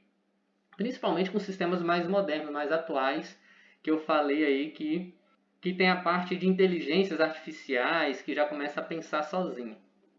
Bom, para ficar um pouquinho mais fácil de você entender a diferença de dado e informação, que é muito importante, tá? É um conceito muito simples, mas também é muito importante que você não tenha nenhuma dúvida sobre isso, tá? Bom, nós podemos imaginar assim, os dados, né? Acabei de falar, o que é um dado? Dado é algo que sozinho não faz sentido, tá? Então, por exemplo, se eu chegar para você e falar fogo, você não entendeu o que eu quis falar. Você imagina na sua cabeça a imagem de um fogo, algo pegando fogo. Mas você não conseguiu entender o que eu quis falar. Você não consegue fazer nada se eu chegar para você e simplesmente falar fogo. Ok? Agora se eu chegar e falar Hinata. Você entendeu o que eu quis falar? Não. Hinata, o que é isso? Tá? Se você for uma pessoa que assiste animes, se você for um otaku, você vai imaginar uma pessoa, né? A personagemzinha lá do Naruto, a Hinata. Mas se não, você não vai nem saber o que é isso. Hinata, o que é isso? Se eu chegar para você e falar 7A, você vai... 7A? Você não conseguiu entender o que eu quis falar. 7A? Mesmo que eu fale essas três coisas para você, fogo, Hinata, 7A, eu estou falando 3 dados diferentes, fogo, Hinata e 7A. Mas mesmo assim você não consegue entender, ok? Se eu chegar para você e falar Tobirama, mesmo assim você não está conseguindo entender nada. Se eu chegar e falar Ramen Shiraku, você também não está entendendo nada que eu estou falando ainda. Se eu chegar para você e falar Konoha Kaguri, agora que embolou tudo, né? Que isso, meu, tá parecendo cada coisa mais estranha uma da outra. E mesmo que eu fale todas essas coisas ao mesmo tempo, fogo, Hinata, 7A, Tobirama, Ramen Shiraku e Konoha Kaguri, você não vai entender o que eu estou falando. Principalmente com esses nomes japoneses no meio aí que você não entende mesmo, certo? Agora vamos facilitar mais um pouquinho. Se eu chegar aqui e falar fogo, país. Olha, será que já deu para entender alguma coisa? Ainda não, né? Se eu chegar e falar Hinata, nome, tá? Você pode até imaginar que Hinata é um nome, mas mesmo assim não gerou uma informação para você. Você não consegue utilizar isso, certo? Se eu chegar para você e falar 7A número, você pode imaginar que 7A é um número. Número de quê? Número de uma gaveta, de uma casa, de um apartamento, não sei. Se eu chegar para você e falar Tobirama Rua, você pode imaginar, Tobirama é o nome de uma rua, mas não gerou uma informação. Se eu colocar Ramen Shiraku referência, você pode imaginar que aquilo ali é um nome, né? É o nome de algo que é uma referência, mas mesmo assim não gerou uma informação. Tá? Mesma coisa se eu falar Konoha Kaguri cidade, você pode imaginar que Konoha Kaguri é o nome da cidade, mas mesmo assim não gerou uma informação. Tá? Então, dados é isso daí. Dado é algo que sozinho você pode até imaginar, pode até supor, mas você não consegue ter um entendimento completo. E por mais que eu forneça vários dados, igual o exemplo aqui, ó, fogo, país, Hinata, 7A, nome, número, Tobirama, rua, referência, Ramen Shiraku, Konoha Kaguri, cidade, são vários dados. Mas mesmo com esses vários dados, eu posso imaginar um pouco mais, posso fazer suposições, mas dificilmente eu gere uma informação. Então, o nosso sistema precisa de todos esses dados. Claro que o nosso sistema vai saber o que são esses dados, vai saber quais são as suas referências, e aí ele vai conseguir pegar todos esses dados não só de um cliente, não só de um setor, não só de uma linhagem, mas sim de vários clientes, de vários setores, de vários dias diferentes, e conseguir montar informações e estratégias, tá? Então, com esses dados aí que eu dei de exemplo, o que a gente poderia fazer? Eu poderia gerar uma informação. Eu poderia falar, ó, Hinata mora na rua Tobirama, número 7A, próximo ao restaurante Ramen Shiraku, na Konoha Kaguri, no País do Fogo. Tá? Então, aqui eu tenho uma informação, aqui eu tenho um entendimento. Agora sim eu estou entendendo que Hinata é uma pessoa, que ela mora numa rua chamada Tobirama, o número da residência dela, ou do local onde eu encontro essa pessoa, é o número 7A, daquela rua Tobirama. Tá? Este local com o número 7A fica próximo de um restaurante, o nome do restaurante é Ramen Shiraku, e a cidade que ela mora é Konoha Kaguri, que fica no País do Fogo. Ok? E com isso, não só com esses dados, mas vários dados que eu posso ter, eu posso gerar várias e várias informações. Tá? Por exemplo, a Renata mora na vila de Konoha e compra um moletom mensalmente e está há 45 dias sem realizar uma nova compra. Tá? Aqui eu estou dando um outro tipo de exemplo de informação que, claro, não está mais relacionado a esses dados que eu mostrei. Tá? Mas aqui, por exemplo, é um tipo de informação que uma loja de roupas, de vestimentas pode gerar. tá? Uma C&A da vida, uma Riachuelo da vida. Essas lojas, ela sabe o mês que você comprou, o que você comprou, sabe que você, por exemplo, pode sempre comprar calça jeans, mas não compra shortinho, sabe que você pode comprar sempre camisas sociais, mas não compra camisas regatas, ok? E aí ela pode saber, ó, por exemplo, de 6 em 6 meses essa pessoa compra, ou então uma vez no ano essa pessoa compra. E às vezes, né, tem muitas pessoas, às vezes, que compram camisas às vezes antes do Natal, né, antes dessas datas festivas de Natal e virada de ano. E se a empresa tem isso, ó, por exemplo, o Francisco, 4 anos seguidos, ele sempre compra roupa no mês de novembro. Então, o que acontece? Se ele já tem essa informação que isso aconteceu 4 anos seguidos, no 5º ano, provavelmente quando estiver chegando perto do mês de novembro, é para o Francisco ir lá de novo comprar roupa. E a loja sabe os tipos de roupa que ele compra. Então a loja já pode começar a explorar isso, tá? Para motivar aquela pessoa a ir novamente comprar roupa na loja, tá? No caso aqui desse exemplo, a Renata compra moletom mensalmente. Então, mensalmente significa o quê? De 30 em 30 dias ela compra um moletom. E o que o sistema dessa loja acusou? Que está 45 dias que ela não compra um moletom. Tá? Então, o sistema já registrou que a Renata compra moletom todo mês, de 30 em 30 dias.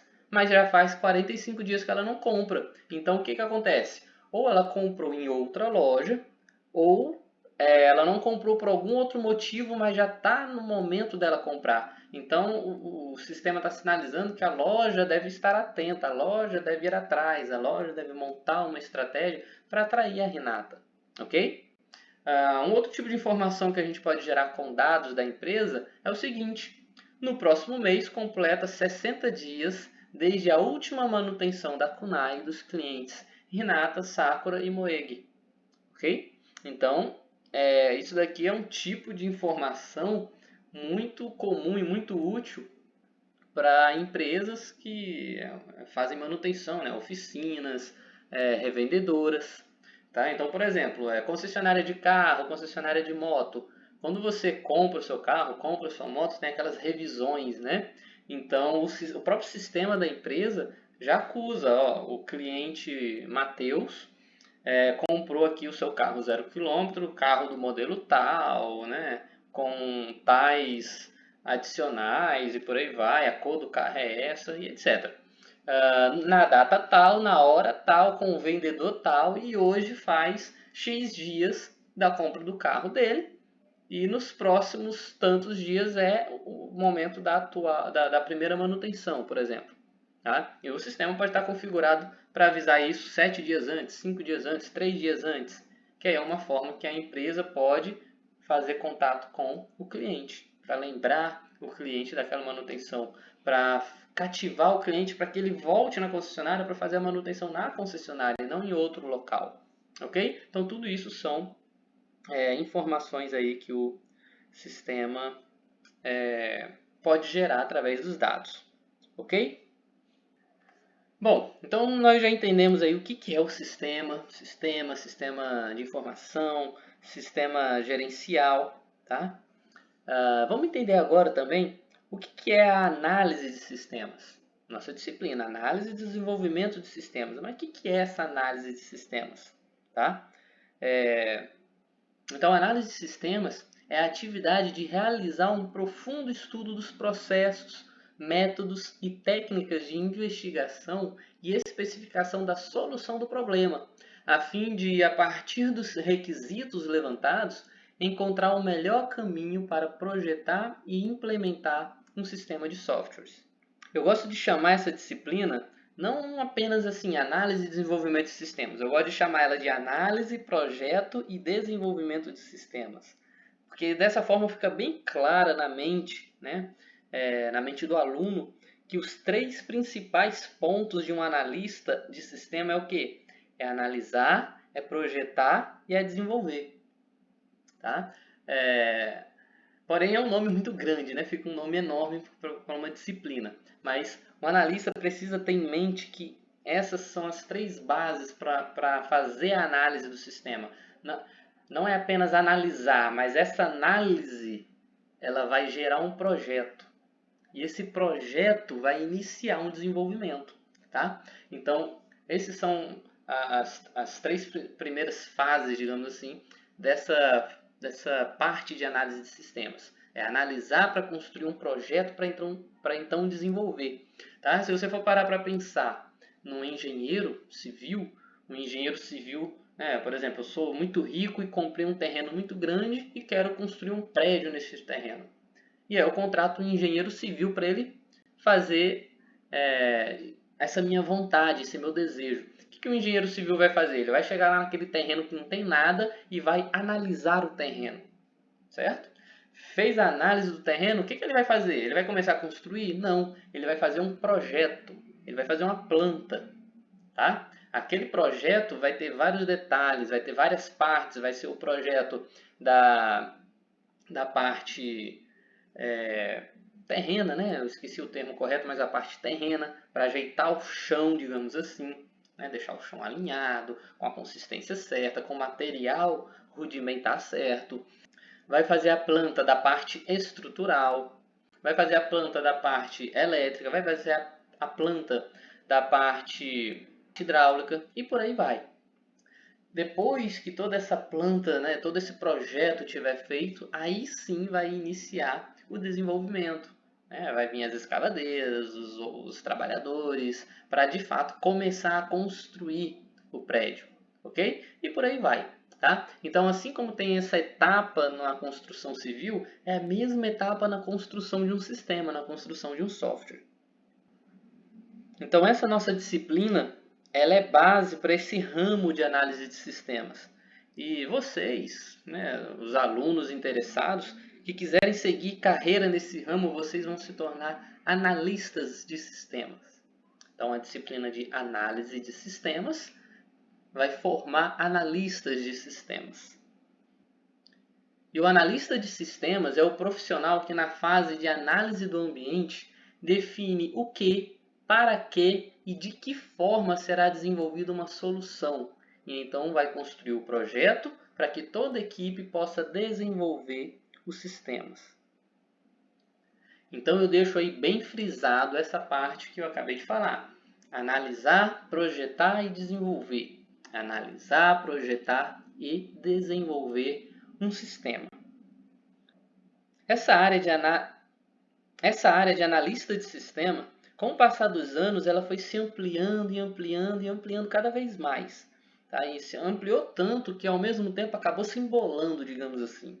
E existem vários tipos, né, vários segmentos que um analista pode seguir. A gente pode diferenciar um analista através de várias formas.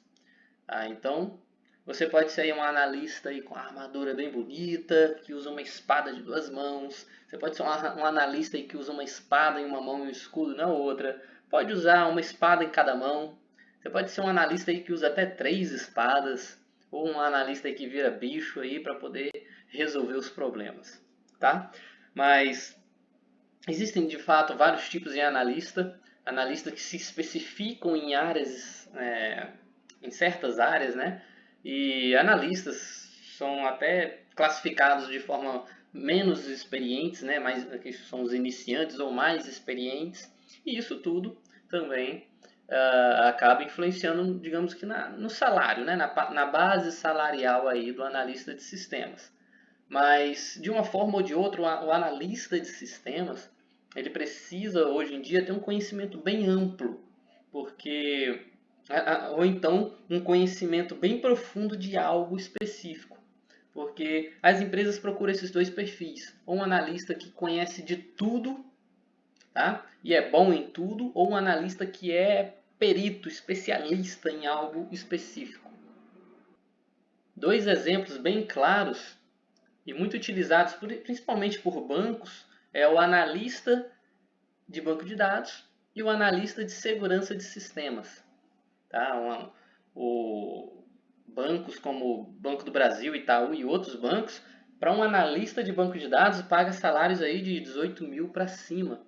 Mas um analista de banco de dados que é especialista naquilo. Um analista de segurança de sistemas tem também um salário de 18 mil para cima, mas um analista que é especialista naquilo. Ele vai saber sobre as outras áreas de análise de sistemas? Claro que vai. mas a especialidade, ele é o mestre, ele é o craque naquela área específica. Então, como analista de sistemas, nós temos aí numa fase bem inicial, o chamado analista júnior e analista sênior. Tá? Esse termo, analista júnior e sênior, foi criado por causa da depreciação da área, né? Um analista de sistemas, há anos atrás, era uma profissão aí que ganhava aí a partir dos seus 4, 5 mil reais. Porém, nós sabemos que nem todas as empresas pagam bem ou pagam o mesmo valor. E a gente sabe também que nem todos os profissionais se valorizam como tais. Tá? Muitos anos atrás, no tempo do Windows 95, por exemplo, era difícil você encontrar técnicos de informática. Então, se o seu computador desse um problema, ou você precisaria esperar alguns meses para ser resolvido diretamente pela empresa, ou você contrataria um técnico para que ele fosse na sua residência, levasse o seu computador e resolvesse ali de uma forma mais rápida. Porém, aquilo ali tinha um valor. Tá? Com o passar dos anos, não apenas foi facilitando a manutenção de computadores, como foi aumentando os profissionais da área, e com isso tudo vem a depreciação. Né? Algo que atualmente você encontra pessoas que fazem a formatação de um computador e a instalação de um novo sistema operacional, às vezes até por 20, 30, 40 reais. Tá? Sendo que, digamos que o preço valorizado disso seria na faixa dos 100 reais. Então o que houve? Houve uma depreciação. O valor que era para ser 100, tem profissionais que cobram 20, 30. E a mesma coisa acabou acontecendo na área de analista de sistemas. Tá? As empresas começaram a necessitar deste profissional, mas não queriam pagar 4, 5 mil reais. E começaram a oferecer ofertas de 2.500, 2.000. E como a quantidade de profissionais foi aumentando, muitos deles, claro, não ia querer ficar desempregado ou não ia querer estudar mais a fundo para conseguir ganhar um salário maior, ia se conformar com um salário menor. Tá? E muitas empresas também, aquela coisa famosa, né? De você ir procurar um emprego e na hora que você vai ver os requisitos do emprego, você precisa ter 2 anos de trabalho, especialização nisso, naquilo e naquilo. Né? De fato, a empresa ela busca profissionais o mais experiente possível. Isso se torna uma dificuldade muito grande para quê? Para o primeiro emprego. Então, um analista de sistemas. Poxa, um analista de sistemas que vai conseguir o seu primeiro emprego, ele não vai ter a experiência, né, de um analista de sistema que já tem 10 anos. Então, por este motivo, começaram aí a surgir esses cargos de analista de sistemas júnior e analista de sistemas sênior. Tá? É como se fossem os cargos introdutórios dessa profissão de analista de sistema nas empresas. O analista de sistema vai começar como júnior, onde geralmente o júnior é uma pessoa que ainda está cursando, ainda está fazendo curso, tanto técnico ou superior. Tá? E claro, às vezes ele entra também nesse cargo como júnior, mesmo já estando formado, mas como sendo um primeiro emprego. E aí, adquirindo experiência, ele passa para o cargo de analista de sistema sênior. E aí, acima do cargo de analista de sistema sênior, é o que é chamado aí de analista de sistema pleno, master, mas não tem um termo específico. Tá? Acima do sênior, digamos que ele já é um analista de sistemas experiente. Além disso, às vezes você pode ver algumas empresas procurando um analista de TI. Tá? O que é o TI? TI é a sigla de Tecnologia da Informação. Tá? Ou seja, Tecnologia da Informação estuda o quê? Essa área de informação, de informática, de tecnologia. Tá? É um curso de informática específico, tanto para a área administrativa como para a área de informática, porque vai estudar a informática nas empresas, a informática atuando nas empresas. Então, esse termo analista de TI é a mesma coisa de falar analista de sistemas, tá? Só que geralmente quando as empresas usam esse termo analista de TI, elas estão atrás de um analista de sistemas que não tem uma experiência, um conhecimento apenas na criação de um sistema, mas também tem um conhecimento na área administrativa, na área empresarial. Outro termo que também está sendo muito utilizado nessas vagas de empresa é um analista desenvolvedor ou analista de sistemas desenvolvedor. E o que vai ser um analista de sistemas desenvolvedor? É até redundante, né? Porque um analista de sistema, ele analisa, projeta e desenvolve. O que vai ser um analista de sistema desenvolvedor? O analista de sistema desenvolvedor, o foco dele não vai ser analisar a empresa, não vai ser projetar, fazer o projeto, vai ser desenvolver. Ou seja, ele vai ser um analista programador, que é um outro termo muito utilizado. Analista programador. Então, o analista programador, o foco dele vai ser a parte do desenvolvimento, cuidar da linguagem de programação, do código. Porém, na prática não é tanto assim, tá?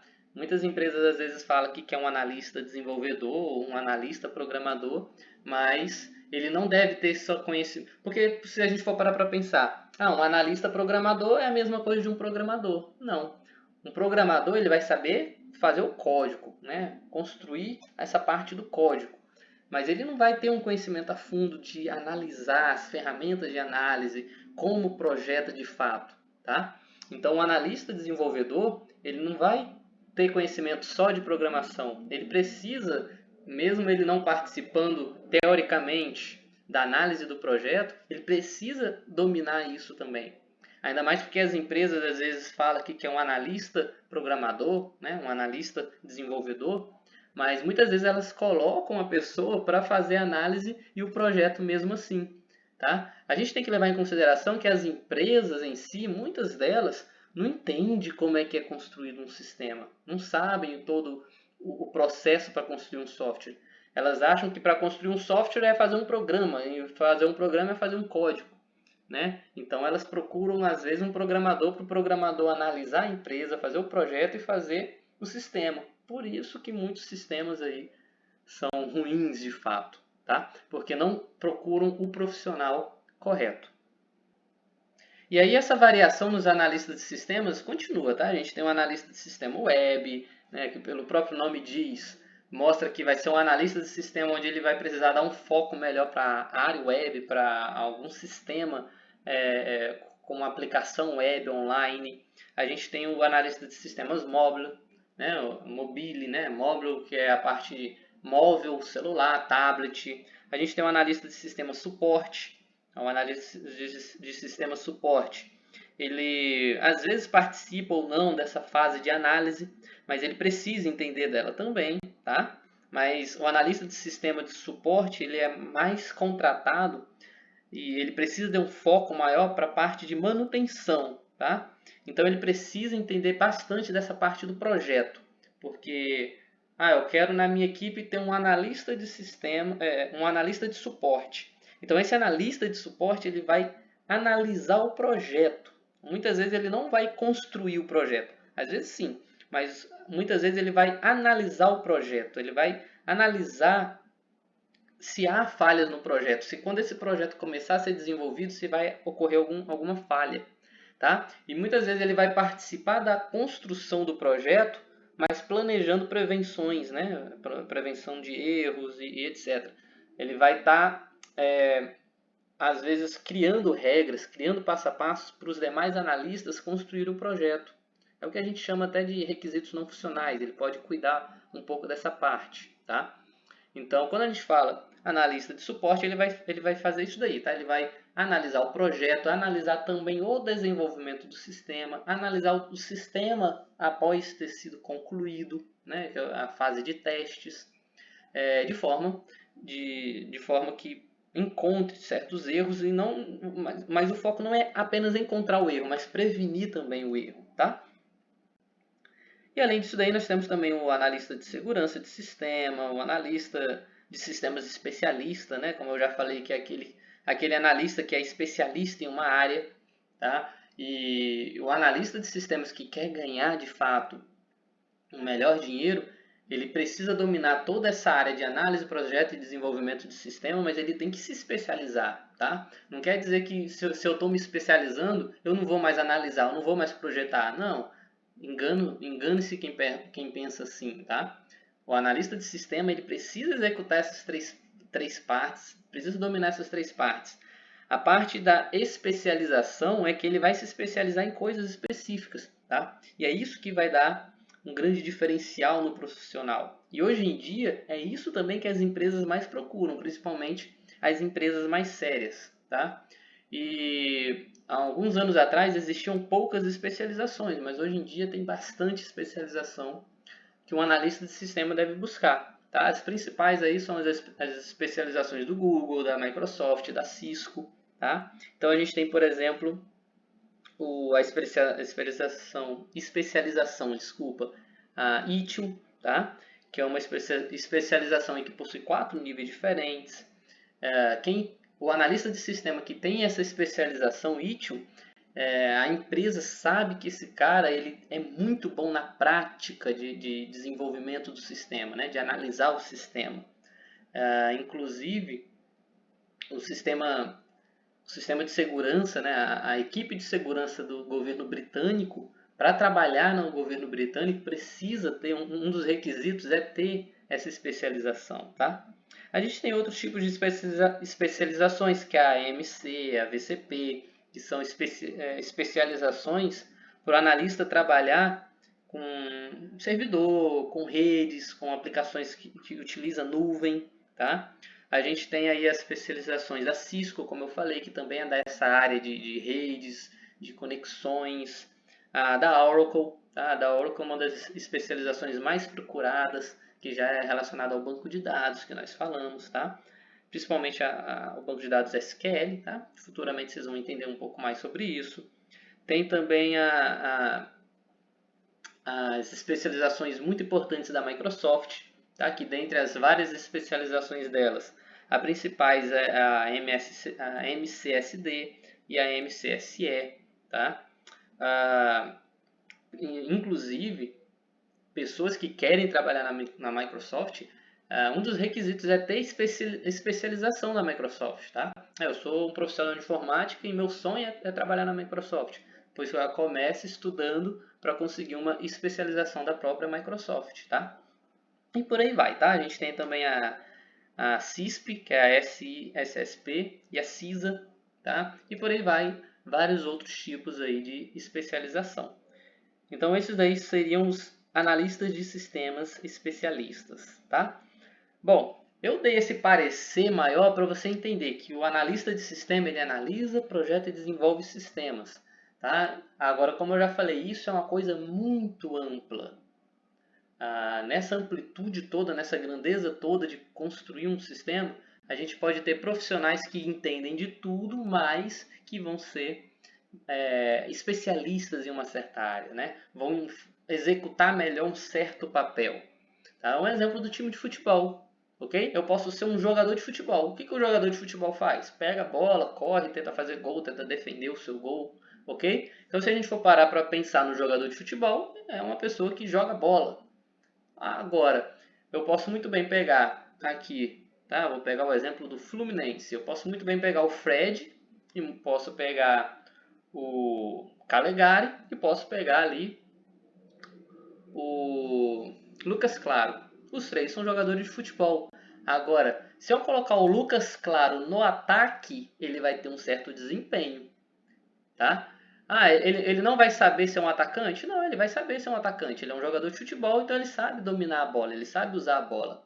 Porém, a área que ele tem especialidade, a área que ele desenvolve melhor, que ele trabalha melhor, é a zaga. Então ele vai ser um jogador de futebol, mas ele vai jogar na zaga. Tá? Eu vou pegar o Fred, vou colocar o Fred como lateral do time. Ele vai saber ser um lateral? Sim, ele vai saber correr para cima e para baixo, pegar a bola. Mas ele desenvolve melhor o papel dele sendo um atacante. Então a especialidade dele é um jogador de futebol atacante. Se eu pegar o Calegari e colocar o Calegari no gol, ele vai saber defender? Teoricamente sim, ele vai saber que ele precisa tentar pegar a bola e impedir que ela entre no gol. Ele vai saber pular para um lado, pular para o outro. Porém, ele não é um jogador de futebol que vai desenvolver a sua função com excelência no gol. Ele desenvolve muito melhor sendo um lateral, ok? Então todos são jogadores de futebol. Se a gente for puxar para o lado do analista de sistema, todos são analistas de sistemas. Todos entendem que o elemento do futebol ali é tentar fazer gol e evitar receber gol. É pegar a bola e fazer um certo trabalho com a bola, com os pés, com as mãos, sabem as regras, tá? A mesma coisa do analista de sistemas. Agora nós vamos ter jogadores específicos em uma posição e nós vamos ter analistas de sistemas específicos em uma certa atribuição, em uma certa área. Ok?